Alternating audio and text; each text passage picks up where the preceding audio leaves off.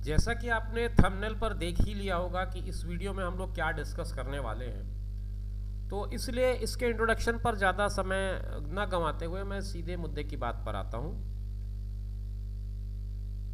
छत्तीसगढ़ व्यापम ने कल सूचना जारी करनी थी, आज उनकी सूचना जारी हो गई है।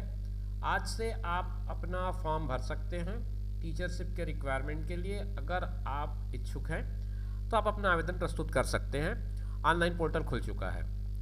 अब इसमें सहायक शिक्षक के पदों पर भर्ती होनी है, शिक्षक के पद पर भर्ती होनी है और साथ ही साथ व्याख्याता के पद पर भी भर्ती होनी है। तो सभी तरह की भर्तियों के लिए एक प्रॉपर सिलेबस होता है। उस प्रॉपर सिलेबस को एक एक कर डिस्कस करेंगे। आज हमारा जो वीडियो है वो सहायक शिक्षक की भर्ती से संबंधित जानकारी पर आधारित है। तो इस वीडियो में हम लोग जो असिस्टेंट टीचर की वैकेंसी है उसका जो सिलेबस होगा वो किस तरह से होगा, ये पूरा इस एक वीडियो में समझने की कोशिश करेंगे। आइए शुरू करते हैं। सबसे पहले एक ब्रीफ अपन ये आइडिया ले लें कि इस एग्ज़ाम में क्या क्या चीज़ें हमको करनी है। सबसे पहले बाल विकास एवं शिक्षा शास्त्र, जिसे CDP भी कहते हैं हम लोग, चाइल्ड डेवलपमेंट एंड पेडागॉजी, ये 30 अंक का होगा। इसके बाद सामान्य हिंदी है, जनरल हिंदी, फिर सामान्य अंग्रेजी का भाग होगा, फिर गणित का सेक्शन है, फिर EVS यानी कि पर्यावरण का सेक्शन है, उसके बाद कंप्यूटर संबंधी ज्ञान और फिर लास्ट में है सामान्य ज्ञान। तो इस तरह से अगर अपन देखें तो 1 2 3 और 3 6 और 1 7 आपके सेक्शन इसमें दिख रहे हैं। सबसे ज़्यादा वेटेज जो दिख रहा है वो यहाँ पर मुझे पेडागॉजी का सेक्शन और मैथ्स का सेक्शन है। इन दो में 30-30 अंक है। तो आपका फोकस अगर ये दो सेक्शन में ज़्यादा रहा तो आपके पास 60 अंक सीधे सीधे निकालने के चांसेस रहेंगे। तो मेरी सलाह होगी कि आप इन दोनों सेक्शंस पे ध्यान दें। अगर आप अभी सीटेट की तैयारी कर रहे होंगे या आपने पिछले दिनों सीटेट दिया होगा, तो ये पहला जो पार्ट है बाल विकास एवं शिक्षा शास्त्र, ये तो आप सबने तैयार किया होगा, चाहे आप किसी बैकग्राउंड से हो। तो अगर आपको मटेरियल्स की ज़रूरत हो या कंटेंट की ज़रूरत हो तो आप सीटेट के किसी भी मटेरियल को रिफ़र कर लें, वहाँ से आपको पूरे कंटेंट मिल जाएंगे। वैसे मैं कोशिश करूँगा कि अपने चैनल पर इसके वीडियोस बनाऊँ, मगर फ़िलहाल के लिए आप इतना जान लें कि अगर आप CDP पे काम करना चाह रहे हैं तो वो ज़्यादा ज़रूरी होगा। आप सीटेट या कोई भी स्टेट टेट के जो एग्ज़ाम्स होते हैं उसके पेपर्स को देखें, वहाँ से क्वेश्चन कलेक्ट कर लें। 30 अंक आपको वहाँ से मिलने हैं। गणित का पार्ट है 30 अंकों का। गणित बहुत सामान्य गणित होता है, 10th के लेवल का गणित होता है। तो इसलिए अगर आप थोड़ा मेहनत करेंगे तो आपका गणित का भी पार्ट सॉलिड तैयार हो सकता है। और इसमें मार्क्स कटने के भी चांसेस बहुत कम ही रहते हैं, या तो क्वेश्चन आप सही बना पाएंगे या नहीं बना पाएंगे वाली बात होती है। तो ये दो पार्ट आपके बहुत इंपॉर्टेंट हैं मेरे हिसाब से। इसके बाद इंग्लिश और हिंदी दो 25-25 मार्क्स के हैं। ये छत्तीसगढ़ में बड़ी दिक्कत है हमारे साथ अंग्रेज़ी की। तो अंग्रेज़ी की कुछ दिक्कतें देखते हुए भी आप अगर एक प्लान करते हैं कि किस तरह से मैं तैयार करूं इसको, तो आपको आइडिया हो जाएगा कि आप इंग्लिश में कौन कौन से पार्ट ऐसे हैं जिसको कवर कर सकते हैं, जो आपके क्षमताओं के भीतर होगा। बिल्कुल इसी तरह से बात हिंदी की है। हिंदी अपेक्षाकृत आपके लिए आसान होता है क्योंकि एक तरह से हमारा मदर टंग है, हम इसे नियमित बोलचाल में उपयोग करते हैं हिंदी को। तो थोड़ा सा व्याकरण पार्ट अगर आप ध्यान देंगे तो यहाँ का 25 अंक आपके लिए एक फ़ायदेमंद सौदा हो सकता है। पर्यावरण अध्ययन सामान्य प्रश्न बनते हैं। पर्यावरण पे 20 अंक इस पर हैं, 10 अंक कंप्यूटर पर हैं और 10 अंक आपके सामान्य ज्ञान जनरल नॉलेज पे है। तो इसका तो कोई अधिकृत सिलेबस कहीं नहीं होता सामान्य ज्ञान का, इसलिए इस पर कोई बहुत ज़्यादा मैं बात करना नहीं चाहूँगा। जो आप सामान्य ज्ञान की तैयारी करते रहते हैं हर परीक्षाओं के लिए, आप उसी तैयारी को रखिए अपने साथ। कंप्यूटर के लिए इन्होंने कुछ सिलेबस दिया है, उस सिलेबस के बेसिस पे आप कम से कम जो बेसिक जानकारियाँ होती हैं, जैसे इंटरनेट के बारे में है, MS ऑफिस के बारे में है, गूगल के बारे में, यूट्यूब के बारे में है, इनके कुछ टर्मिनोलॉजीज़ हैं, उनको ज़रूर आप अच्छे से कवर कर लें। हम एक एक करके सेक्शन वाइज डिस्कस करेंगे। अभी मैं आपको एक मोटा मोटा खाका बता रहा हूँ कि आप किस तरह से परीक्षा की तैयारी पे जाएंगे। आगे बढ़ते हैं और सेक्शन वाइज स्टडी करते हैं कि सबसे पहले CDP में हमको क्या क्या पढ़ना है वो देख लेते हैं। CDP का जो सेक्शन है बाल विकास एवं शिक्षा शास्त्र, इसमें सबसे पहले बाल विकास परिचय है। चाइल्ड का डेवलपमेंट होता है वो किस तरह से होता है, उसकी एज का एक क्राइटेरिया है, किस एज को क्या कहते हैं, किस किस मनोवैज्ञानिक ने किस किस तरह से इस पर काम किया है। तो विकास के उसके पहलू जो हैं वो दूसरे नंबर पर आता है। अब वो 3 खंडों में विभाजित है: शारीरिक एवं गत्यात्मक विकास, शारीरिक नियंत्रण एवं समन्वय का विकास, संवेगात्मक एवं नैतिक विकास, फिर सीखना एवं संज्ञान का विकास, और फिर विशेष आवश्यकता वाले बच्चे।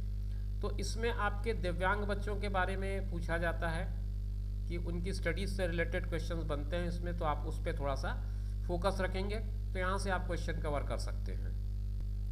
इसके अलावा सीखना और संज्ञान का विकास, इसमें जो कुछ साइकोलॉजिस्ट हुए हैं एजुकेशन के फील्ड में, जीन की थ्योरी है, पियाजे की थ्योरी है, ये सारी थ्योरीज आपको जरूर देखनी पड़ेगी। और इसके लिए मैं आपको फिर से सजेस्ट करूँगा, आप सीटेट के मटेरियल्स को ज़रूर एक बार देख लें, या स्टेट टेट का जो आपके पास मटेरियल होगा उसको देख लें। अगर आपने रिसेंटली बीएड किया है तो बीएड में आपने काफ़ी कुछ पढ़ा होगा, वो देख लें। तो यहाँ से ये 3 जगह से आपको मटेरियल्स मिलेंगे। इसके लिए अलग अलग चैनल्स पे भी आपको अलग अलग मटेरियल मिल जाएंगे, इसके पीडीएफ्स भी अवेलेबल हैं, तो आपको मटेरियल्स के संबंध में दिक्कत नहीं होगी। दूसरा प्रमुख भाग है सीडीपी के बाद, वो है मैथ्स। ये एक सबसे इम्पॉर्टेंट पार्ट है। मैंने आपसे कहा कि इस पर आपको बहुत इम्पॉर्टेंट रूप से ध्यान देना है, महत्वपूर्ण चैप्टर है आपके लिए ये। इसमें सबसे पहला है गणित की प्रकृति, nature of mathematics. Second part करें तो गणित सीखना, सिखाना और आकलन। थर्ड है दशमलव प्रणाली, फिर संख्याएं हैं, फिर साधारण भिन्न एवं दशमलव भिन्न है, संख्यात्मक व्यंजकों का वर्गीकरण है, वर्गमूल है, महत्तम लघुत्तम जिसको एलसीएम या एचसीएफ के नाम से आप जानते हैं, फिर एवरेज है आपका, फिर परसेंटेज वाला पार्ट आता है, फिर सिंपल इंटरेस्ट है, इसके साथ में आप कंपाउंड इंटरेस्ट भी कर लें, प्रॉफिट लॉस का एक चैप्टर है, रेशियो प्रपोर्शन का चैप्टर है, और फिर टीडीएस है, टाइम डिस्टेंस और स्पीड, फिर यूनिटरी मेथड है, फिर समय, कार्य और मजदूरी से रिलेटेड है, फिर वॉल्यूम, सरफेस एरिया, और लास्ट में वॉल्यूम अलग से दिया है, क्षेत्रफल, परिमाप, मतलब पेरीमीटर और जोड़ दें अगर इसमें। तो अब इसमें अगर एनालाइज करें तो ये कुछ पार्ट ऐसे हैं जिसको आप आसानी से 10वीं तक की किताबों में खोज सकते हैं। साधारण ब्याज, प्रतिशत, लाभ हानि, अनुपात समानुपात, चाल समय दूरी, एक एक नियम, वर्गमूल, महत्तम लघुत्तम, औसत और साधारण दशमलव भिन्न। ये जो है इसमें टिपिकल क्वेश्चंस बनते हैं। इसमें क्वेश्चन की वैरायटी आपको बहुत ज़्यादा नहीं मिलेगी, आसानी से आप इसमें क्वेश्चंस को खोज पाएंगे, और क्वेश्चन को बना पाएंगे। हाँ, ये गणित की प्रकृति है, गणित सीखना, सिखाना, आकलन है, ये थोड़े से थ्योरेटिकल पार्ट आ जाते हैं, तो यहाँ पर आपको थोड़ी दिक्कत हो सकती है। आपने जो तैयारी की है हो सकता है आपको 100% वहाँ पर आउटपुट ना मिले, लेकिन बाकी जो पार्ट हैं वो मैंने आपसे कहा, इस पर क्वेश्चन बहुत आराम से आप कर सकते हैं। आपने 10th लेवल का अगर मैथ्स कर लिया, मतलब 6 to 10th का आप बुक ले लीजिए मैथ्स की, और वहाँ से आप काम कर लीजिए, उसी तरह पे उसी आधार पर क्वेश्चन इसमें बनते हैं।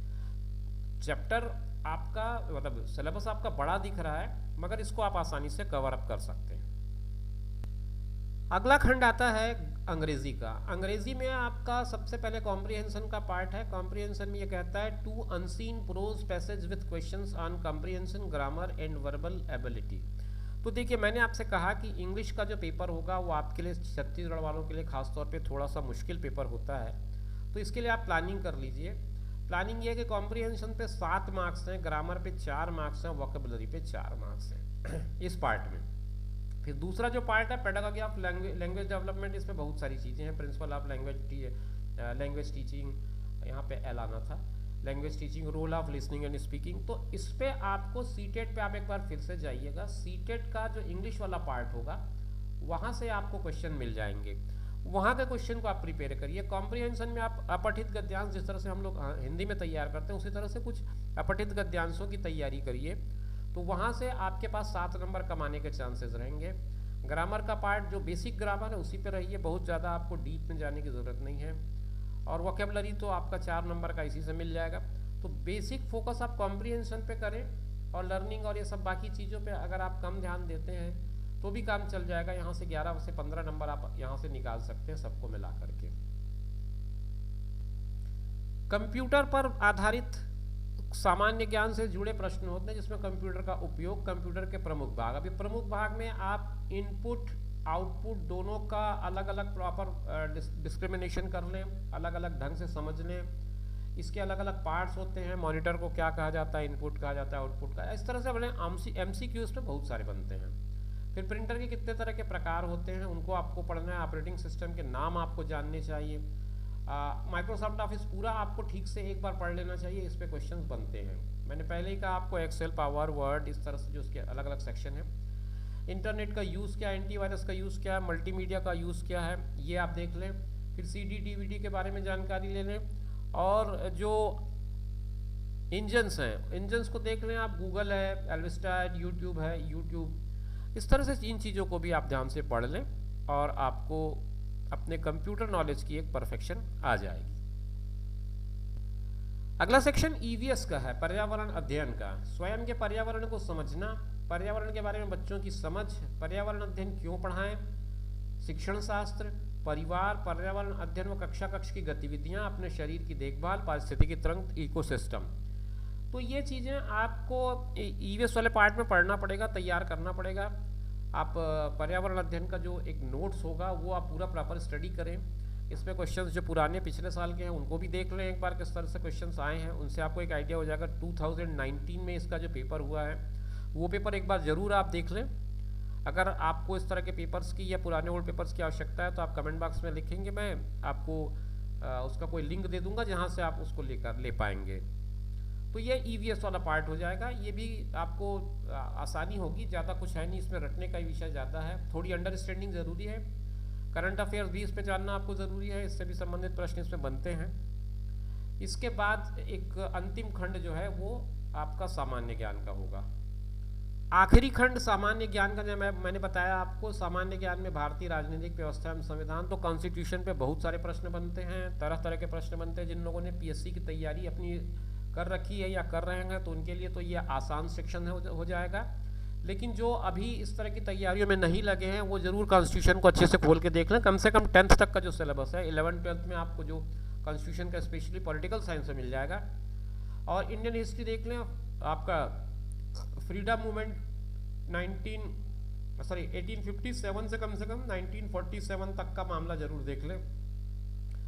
ज्योग्राफी देखें, इंडिया का इकोनॉमिक सिस्टम देख लें, भारत का। सामान्य विज्ञान में आप जो general day by day exercises की जो चीज़ें हैं साइंस में, उसको देख लें। छत्तीसगढ़ की सामान्य जानकारी, इसको जरूर देख लें। इस पे कम से कम 5-7 क्वेश्चन बन जाते हैं, जिसमें जनजाति का सिस्टम है हमारे यहाँ का, उसके बारे में, त्यौहार के बारे में, पर्वों के बारे में और पहनावे के बारे में। इस तरह से अलग अलग प्रश्न इस पे बनते हैं छत्तीसगढ़ के। तो इस तरह से एक पूरा का पूरा कंपाइल करके आपके पास एक पेपर आएगा 150 नंबर का। इस 150 नंबर के पेपर में आपको कम्पीट करना है। अब आपके लिए कोई कट ऑफ इसमें कोई फिक्स है नहीं कि इतने नंबर को ही लाना है, इतने नंबर पे लाने पे हो जाएगा वाली कोई बात है नहीं। इसलिए आप ये धोखे में ना रहें कि मेरी तैयारी इतनी हो गई, मेरे को 100 नंबर मिल जाएगा तो हो जाएगा, या 50 हो जाए मिल जाएगा तो हो जाएगा। ऐसा कोई दावा कोई नहीं कर सकता, ना कोई गारंटी आपको कोई दे सकता। अगर कोई आपको कहता है तो वो बहुत बड़ा बेवकूफ़ आदमी है, अगर आपको कोई ऐसा दावा करे कि आप 100 नंबर ले आओ आपका सिलेक्शन हो जाएगा।